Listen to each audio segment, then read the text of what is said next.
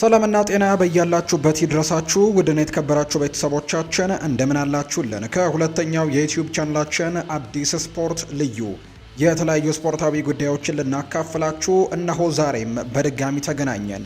ስለምታደምጡን፣ ስለምትከታተሉን ቆይታችሁም ከኛ ጋር ስለሆነ እጅግ ከልብ አድርገን ነው የምናመሰግነው።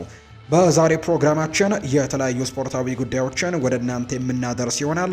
ከነዚህ መካከል ትልልቆቹን የአውሮፓ ክለቦች የተመለከቱ የዝውውር ጉዳዮችን በዛሬው የዕለተ እሁድ የምሳ ሰዓት የስፖርት የመረጃ ሰዓታችን የምናነሳ ነው የሚሆነው። አብራችሁን እንድትቆዩ በአክብሮት ጋብዛለሁ። ሀሳብ አስተያየት ካላችሁ ኮሜንት ቦክስ ላይ ልትጠቁሙን ትችላላችሁ። የተለያዩ ርዕሰ ጉዳዮችን የምናነሳበት ፕሮግራምን ወደ እናንተ የምናደርስ ይሆናል። እስከ ፕሮግራማችን ፍጻሜ ድረስ አብራችሁኝ እንድትቆዩ በአክብሮት ጋበዝኩኝ። ታዲያ እንዳይረሳ ለቻናላችን አዲስ ከሆናችሁ ቻናላችንን ሰብስክራይብ እያደረጋችሁ ቆይታችሁን ከኛ ጋር እንድታደርጉ ነው በአክብሮት የምጋብዘው። ከመሸጋገሪያው በኋላም በድጋሚ ተመልሰን የምንገናኝ ይሆናል። አብራችሁኝ ቆዩ።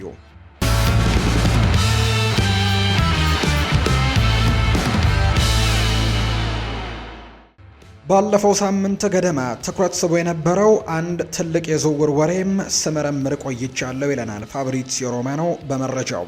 አሁን ደግሞ ከዋነኛ ምንጮች ጋር በመነጋገር ስለ ኦሪዮል ሹዋሜኒ ሁኔታ አዲስ መረጃን አቅርቧል። በተጫዋቾች ወኪል አካባቢ ያሉ ምንጮች እና በዘርፉ ባልደረቦችን መካከል በመመካከር ስለ ኦሪዮል ሹዋሜኒ የዝውውር ሂደት አንዳንድ መረጃዎች እየወጡ ነው። ከጥቂት ቀናት በፊት ታሪኩንም መመርመር ስጀምር በማንቸስተር ዩናይትድ እና በቹዋሜኒ መካከል ያለው ግንኙነት ያን ያክል የጠነከረ እንዳልሆነ ተረድቻለሁ። ስለዚህም አለመረጋጋት ዋነኛው ምክንያት ደግሞ ሪያል ማድሪድ በዚህ ክረምት አሰልጣኝ የሚቀይር መሆኑ ነው። እንዲህ ያሉ ሁኔታዎች ወሬዎች በከፍተኛ ሁኔታ እንዲሰራጩ የሚያደርጉ ሲሆን እንደተረዳሁት ግን ቹዋሜኒ በዚህ ክረምት ክለቡን ከመልቀቅ ይልቅ በሳንቲያጎ ቤርናቢው አዲስ ኮንትራት የመፈረም እድሉ ሰፊ ነው። ያም ሆኖ ግን ማንቸስተር ዩናይትድ ለኦሪዮል ሹዋሜኒ አድናቆት እንዳለውና ሁኔታውን እየተከታተለ መሆኑን የተወሰነ እውነትነት አለው። እሱ ደግሞ በክለቡ ዝርዝር ውስጥም ካሉ ቀዳሚ ዝውውር ኢላማዎች አንዱ ነው ማለት ባይሆንም እንዲሁ ደግሞ በዚህ ክረምትም ለዝውውር ይቀርባል ተብሎ ባይጠበቅም ስሙ ግን በክለቡ የውስጥ ውይይቶች ላይ መነሳቱ አይቀሬ ነው። ዩናይትድ በዚህ ክረምት ሁለት አማካዮችን እንደሚያስፈርም የሚጠበቅ ሲሆን እንደ ማንቸስተር ሲቲ፣ ሊቨርፑል፣ ቼልሲ እና አርሰናል ያሉ ተቀናቃኞችም በዚያ ቦታ ላይ አዲስ ተጫዋቾች ለመግዛት ገበያ ላይ ስለሚሆኑ የተጫዋቾች ዝርዝራቸው ረጅም ነው። ይህ ማንቸስተር ዩናይትዶች የፈለጓቸውን ቀዳሚ ተጫዋቾች ባይሳኩላቸው እንኳን ሌሎች በርካታ አማራጮችን እንዲይዙ ያደርጋቸዋል። በተጨማሪም ሊቨርፑል ተጫዋቹ ከሞናኮ ለማስፈረምም ከፍተኛ ፍላጎት ከነበረው ጊዜ ጀምሮ አሁንም ድረስ በቹዋሜኒ ላይ ፍላጎት እንዳለው ማከል ወዳለው። ይህም ደግሞ ብዙም የሚገርም ባይሆንም በእግር ኳስ ውስጥ ነገሮች በፍጥነት ሊለወጡ ስለሚችሉ ሎስ ብላንኮቹ በአዲስ አሰልጣኝ ስር አንዳንድ ተጫዋቾችን ለመሸጥም ከወሰኑ ዩናይትድ እና ሊቨርፑል ቹዋሜኒን ለማግኘት ጥረት ማድረጋቸው አይቀርም ተብሎ ነው የሚታሰበው። ይሄ የፈረንሳይ ብሔራዊ ቡድን አባል በስፔን ዋና ከተማ በነበረው ቆይታም ድንቅ ብቃትን ያሳየ ሲሆን ክለቡን የሚለቅ ከሆነ ግን ዋጋው ቀላል አይሆንም። ምንም እንኳን ለተጫዋቹ የተቀመጠ የተለየ የመሸጫ ዋጋ ባይኖርም ምንጮች እንደገለጹት ከሆነ ግን አሁን ላይ ካለው የኮንትራት የቀረው 2 ዓመታት በመሆኑ ሪያል ማድሪድ በቦታው ከዓለም ምርጥ ተጫዋቾች አንዱ ነው ብሎ ስለሚያምነው በዚህ ተጫዋች ፈላጊ ክለቦችም ከ80 እስከ 90 ሚሊዮን ዩሮ አካባቢ መክፈል ይኖርባቸዋል ተብሎ ይታሰባል። ሆኖም ግን የክለቡ እቅድ ለቹዋሜኒ እስከ 2031 ዓ.ም ድረስም በሪያል ማድሪድ የሚቆይ አዲስ ኮንትራት መስጠት ነው። ድርድሩ እስካሁን ባይጀምርም ከውድድር ዘመኑ ማብቂያ በኋላ ይጀመራል ተብሎ የሚጠበቅ ሲሆን በሳንቲያጎ ቤርናቢው ያሉ ምንጮች ተጫዋቹ በክለቡ እንደሚቆይም ሙሉ እምነት እንዳላቸው ጭምር ነው ይፋ የተደረገው። የቀድሞ የሪያል ማድሪድ እና የባየር ሌቨርኩዘን አሰልጣኝ የሆነው ሻቪ አሎንዞ ቸልሲ በአሁኑ ሰዓት እየሰጠው ካለው በላይ የበለጠ ቁጥርን ወይም ደግሞ ሞር ኮንትሮል የሚሰጠው ከሆነ የክለቡ አሰልጣኝነት ለመረከብም ፈቃደኛ መሆኑ ተዘግቧል። ሊያም ሮስኔርን ለመተካት ክለቡ ከእጩ ጋርም እየተነጋገረ ባለበት በዚህ ወቅት ላይ ነው ሻቪ አሎንዞ የቸልሲን ኃላፊነት ለመረከብ የተወሰነ ፍላጎት ያለው እንደሚመስል የሚያሳዩ መረጃዎች ይፋ የተደረጉት። ሳይመን ፊሊፕስ እንደዘገበው ከሆነ ሻቪ አሎንዞ የቼልሲ አሰልጣኝ ለመሆን ፍቃደኛ ቢሆንም ዋናው ቅድመ ሁኔታ ግን ምንጮች ትንሽ ሰፋ ያለ ቁጥርን ብለው በሚገልጹት መልኩ በስራው ላይ ስልጣን እንዲሰጠው እየጠየቀ ነው። የስፔናዊ ታክቲሽያን በሌቨርኩዘን ቆይታው ክለቡን ለታሪኩ ለመጀመሪያ ጊዜ የቡንደስሊጋን ዋንጫ እንዲያሸንፍ በማድረግና የዩሮፓ ሊግን ፋይናልን በመድረስ ድንቅ ስራን መስራቱ ይታወሳል። ሆኖም ግን ሻቪ አሎንዞ በዚህ ውድድር ዘመን መጀመሪያ ላይ በሪያል ማድሪድ በነበረው ቆይታም ተቸግሮ ከኃላፊነት ተሰናብቷል። በቤርናቢው በነበረው ሚና ያለው የቁጥጥር ስልጣን ደግሞ በጣም አነስተኛ እንደነበረ የሚታወስ ነው። የቼልሲ ስራ ቀላል አይደለም። የበርካታ ጎበዝ አሰልጣኞችን በተለይም በዚህ ባለ ንብረት ስርም በስታንፈርድ ብሪጅ ተፈትነዋል። ሻቪ አሎንዞ በአሁኑ ሰዓት ከዓለም ምርጥ አሰልጣኞች አንዱ ቢሆንም በዚህ አይነት ሁኔታ ውስጥ ገብቶ ግን ወዲያውኑ ውጤታማ መሆን እነሱንም ቢሆን ቀላል ላይሆንለት እንደሚችል ነው እየተነገረ የሚገኘው። ይሄ የቀድሞው የሊቨርፑል አማካይ በቼልሲ በተደጋጋሚ የሚደረጉ የተጫዋቾችና የአሰልጣኞች ለውጥ ያለበት ሁኔታን ግምት ውስጥ ለማስገባትም ሌሎች አማካዮችን ቢጠብቅ ይሻለዋል የሚሉም አሉ። ያም ሆኖ ግን በርካታ ምርጥ ወጣት ተጫዋቾችን ማሰልጠን በለንደን መኖርና በፕሪሚየር ሊግ ካሉ ደግሞ ትልልቅ ክለቦችም አንዱን መምራት ለተጫዋቹ ሻቪ አሎንዞም ለተጫዋቹም ይቅርታም ሳቢ ሊሆን እንደሚችል ነው የተናገረው። የፊሊፕስ ዘገባ እንደሚያመለክተው ክለቡ ቀጣዩን አሰልጣኝ በተመለከተ የመጨረሻ ውሳኔ ላይ ባይደርስም እንደ አንዶኒ ኢራኦላ ያሉ አሰልጣኞችም በቼልሲ እይታ ውስጥ ግን ያሉ ሌሎች አሰልጣኞች እንደሆኑ ነው ይፋ የተደረገው። የሊቨርፑል ስፖርቲንግ ዳይሬክተር ሪቻርድ ሂውስ ወደ ሳዑዲ ፕሮ ሊግ ክለብ አል ሂላል ለመዘዋወር አንድ አስገዳጅ እርምጃ እንደሚቀራቸው ብቻ ነው እየተነገረ የሚገኘው። ሪቻርድ ሂውስ በሊቨርፑል ለቆ ወደ ሳዑዲ አረቢያ ሊያመራ ይችላል የሚለው ወሬም ሲነሳ ይሄ የመጀመሪያው አይደለም። ይሁን እንጂ ቶክ ስፖርት የተባለው የመረጃ ምንጭ በቅርቡ ባወጣው መረጃ መሰረት አልሂላል ፍላጎት ቢኖረውም ሪቻርድ ሂውስ ግን ለጊዜው በሊቨርፑል ለመቆየት መወሰኑን የተናገረው። በሌላ በኩል ጋዜጠኛ ኒኮላስ ሼረም እንደተናገረው ከሆነ በኤክስ ገጹ ላይ ባወጣው መረጃ ሂውስ የአልሂላል ዳይሬክተር ለመሆን መቃረቡን እንዲህ ሲል ምን የገለጸው ሪቻርድ ሂውስ እንደ አዲስ የስፖርቲንግ ዳይሬክተር ለአልሂላል ለመፈረም አንድ እርምጃ ብቻ ነው የሚቀረው። ባለፈው መጋቢት ወር ይፋ እንደተደረገው ለ3 ዓመታት ኮንትራትም ከመሰረታዊ ስምምነት ጋር ተደርሷል። እሱ የሳዑዲ ክለብን ለመቀላቀልም ሊቨርፑልን ይለቃል ተብሎ ነው የሚታሰበው። ይህ ታሪክ በቀላሉ የሚጠፋ ባለመሆኑ ሂደቱ እንዴት እንደሚቀጥል ማየቱ ትኩረት የሚስብ ይሆናል። ይሁን እንጂ እንግዲህ ኒኮላስ ኪር እንደተናገረው ከሆነ ትልልቅ ታሪኮችን በትክክል ከመዘገብ በታሪኩ አስተማማኝነቱ ላይ አጠራጣሪ መሆኑንም ልብ ለማለት እንደሚፈልግ ነው መረጃው የወጣው። ይህ አሁን ላይ በታዋቂው የጣሊያን ጋዜታ ዴሎ ስፖርት መዘገቡ ደግሞ ተረጋግጧል። ሊቨርፑል አንድ ተደማጭነት ያለው ሰው አጥቶ ተተኪ ፍለጋ ውስጥ መግባቱ ተመራጭ ባይሆንም ክለቡ በዚያ የተሻለ ሰው ግን ሊያገኝ ይችላል የሚሉ መከራከሪያዎች አሉ። ሪቻርድ ሂውስ ባለፈው ክረምት ከፍተኛ ወጪ የወጣበትን ነገር ግን ውጤታማ ያልሆነ የዝውውር መስኮትን የመሩ ሰው ናቸው። በዚህ ወቅት ደግሞ ለተገዙና ጥሩ ላልተጫወቱ ተጫዋቾችም ከፍተኛ ገንዘቦች ወጥተዋል። አሌክዛንደር ኢሳክ እና ፍሎሪያን ቬርትስ አንፊልድ ከደረሱ በኋላ አስቸጋሪ ጊዜን እያሳለፉ ሲሆን ሪቻርድ ሂውስ ሉዊስ ዲያዝን እንዲለቅ መፍቀዳቸውና ትሬንት አሌክዛንደር አርኖልድም አዲስ ኮንትራት ለማስፈረም አለመቻላቸው በጣም በትልቁ እንደ ትችት የተቀረበባቸው ጉዳይ ነው። በዚህ በተጨማሪም በዚህ ውድድር ዘመን ብቃቱ በከፍተኛ ሁኔታ ለወረደው ሙሐመድ ሳላህም አዲስ ኮንትራት ተሰጥቶታል። በአጠቃላይ በአርነ ስሎት የሚመራው ቡድን እየተቸገረ ወደ 4ኛ ደረጃ የወረደ ሲሆን በየትኛውም ወቅት ለሊግ ዋንጫ ደግሞ እውነተኛ ተፎካካሪ መሆን አልቻለም የሚል መረጃ ነው የወጣው። አርሰናል ከፍተኛ ግምት የሚሰጠውን የሬድ ስታር ቤልግሬድ ድንቅ ወጣት ተጫዋች የሆነው ቫሲሊዮ ኮስቶቭን ለማስፈረም በሚያደርገው ጥረት መሻሻል እያሳየ መሆኑ ተዘግቧል። ይህ የ17 ዓመቱ አጥቂ አማካይ በሰርቢያ አስደናቂ የውድድር ዘመንም እያሳለፈ የሚገኝ ሲሆንም በሁሉም ውድድሮች ደግሞ 11 ጎሎችን በማስቆጠር ከአውሮፓ ተስፋ ሰጪ ወጣቶች መካከል አንዱ መሆኑን እያስመሰከረ እንደሚገኝ ነው መረጃዎች እየጠቆሙ እንደሚገኝ የተገለጸው። ስለዚህም እየተጫዋች እንደ መረጃዎች ዘገባ ከሆነ አርሰናል እና ቦሩሲያ ዶርትመንድ ሁለቱም በኮስቶቭ ላይ ፍላጎት አሳይተዋል። ሆኖም ግን አርሰናሎች የተጫዋቹን ፊርማ ለማግኘት በሚደረገው ፉክክርም ቀዳሚነቱን እንዲያዙ ተነግሯል።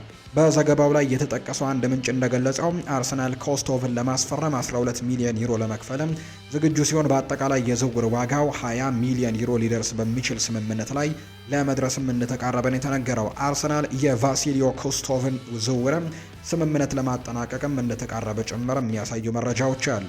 አርሰናል ብዙም ሳይጠበቅ 12 ሚሊዮን ዩሮ አቅርበዋል ሲልም ምንጩ ይናገራል።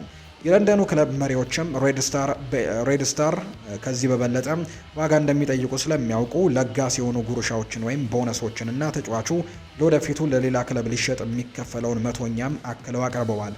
ገና የሚቀሩ ጥቃቅን ዝርዝሮች ቢኖሩም ተጨማሪ ክፍያዎች ወይም አድኦንሶችን ተጨምሮ ግን ወደ 20 ሚሊዮን ዩሮ ሊበልጥ ይችላል ተብሎ ይታሰባል። ስለዚህም ስምምነቱ ከጫፍ ይደርሳል ተብሎ ነው የሚታሰበው።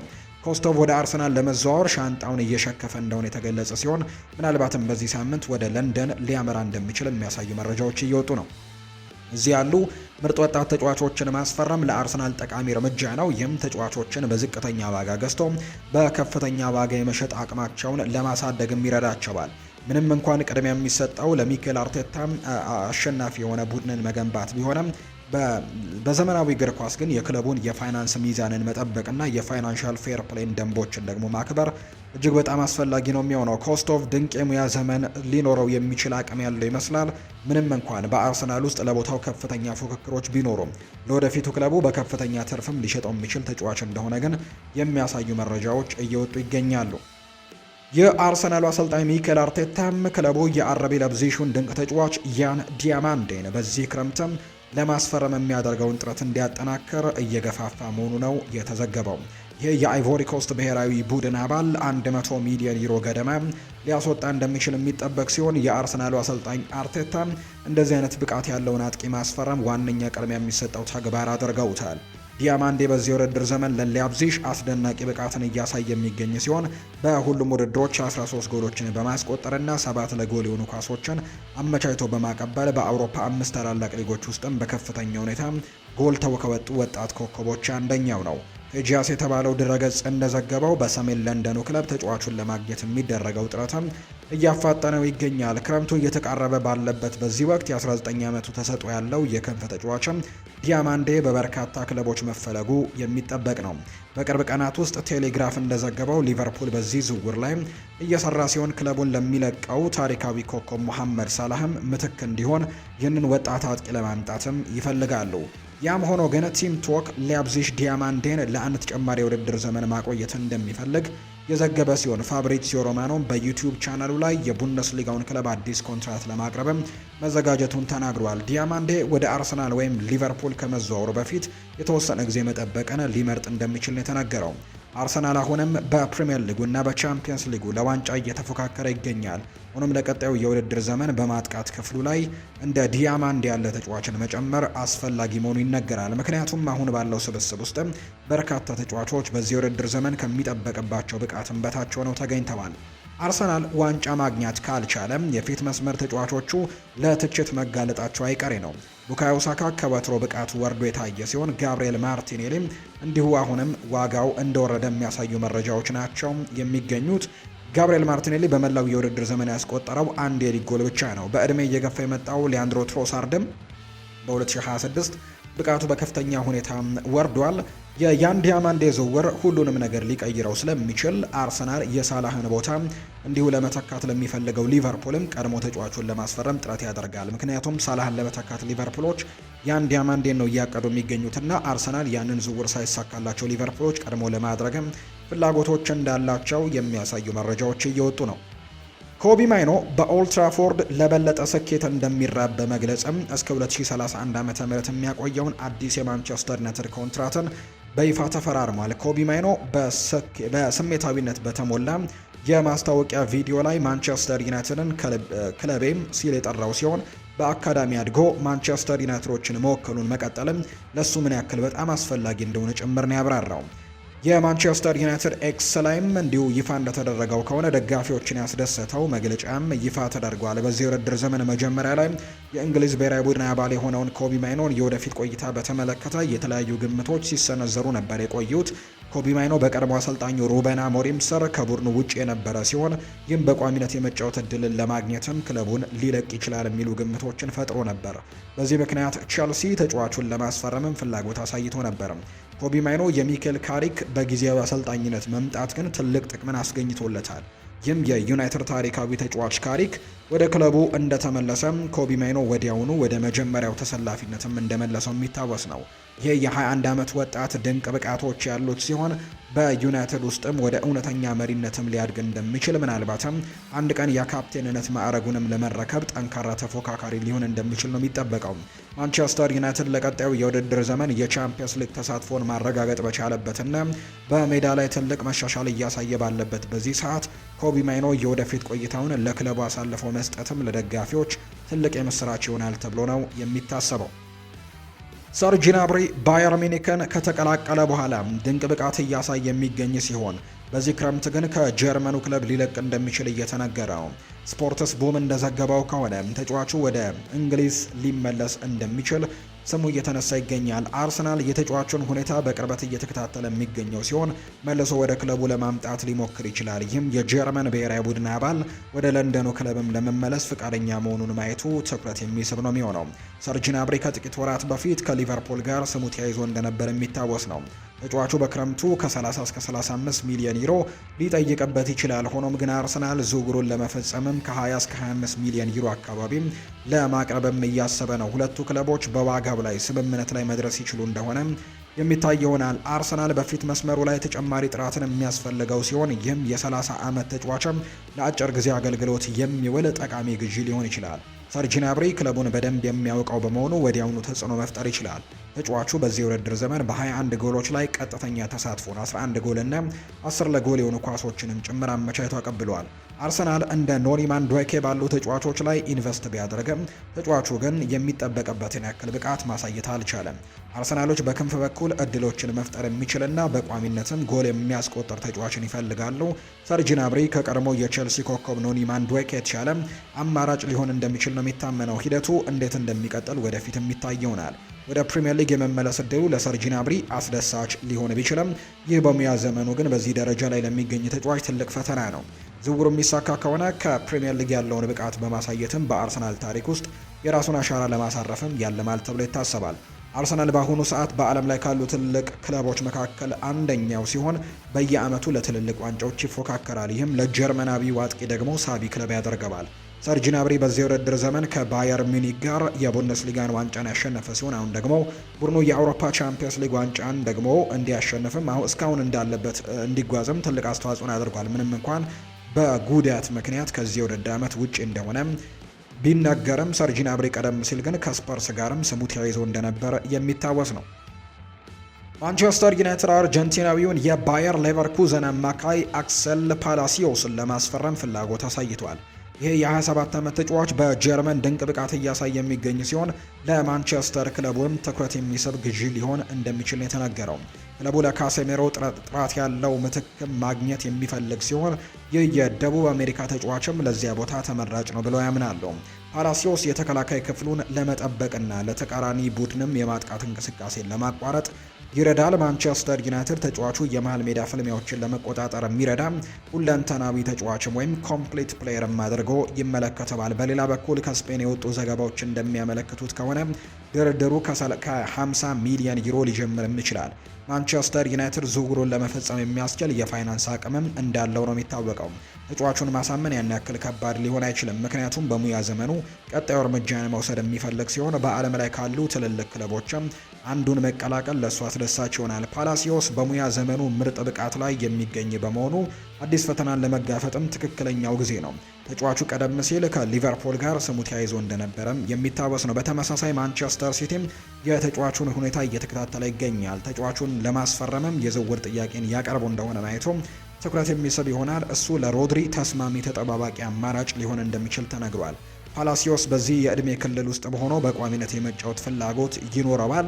በመሆኑም ወደ ማንቸስተር ዩናይትድ ማምራት ለሱ የተሻለ ሊሆን ይችላል፣ ምክንያቱም በኦልትራፎርድ የመሰለፍ እድሉም ሰፊ ነው። ይህ ደግሞ የ27 ዓመት ተጫዋችም በተከላካይ ወይም ደግሞ በመሃል አማካኝነት ሚና ላይ መጫወትም ይችላል። እንዲሁም ደግሞ ለቡድኑ ቁጥጥርና መረጋጋትንም ይጨምራል።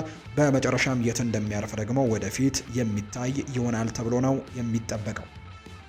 ቡድን የተከበራችሁ ቤተሰቦቻችን የዕለተ እሁድ የምሳ ሰዓቱ የዝውውር ጉዳዮችን ያካተትንበት የዛሬ ፕሮግራማችን ይህንን ይመስል ነበር። ቆይታችሁን ከኛ ጋር ስላደረጋችሁ እጅግ ከልብ አድርገን ነው የምናመሰግናችሁ። ፉአድ ባህሩ የዛሬውን ፕሮግራም እየመራው ቆይታን አደረግኩኝ። የተለያዩ ርዕሰ ጉዳዮችን ያነሳንበት የዛሬ ፕሮግራም እዚህ ጋር ያበቃል። መልካም ጊዜ፣ መልካም ቀን እንዲሆንላችሁም ነው በአክብሮት የምመኘው።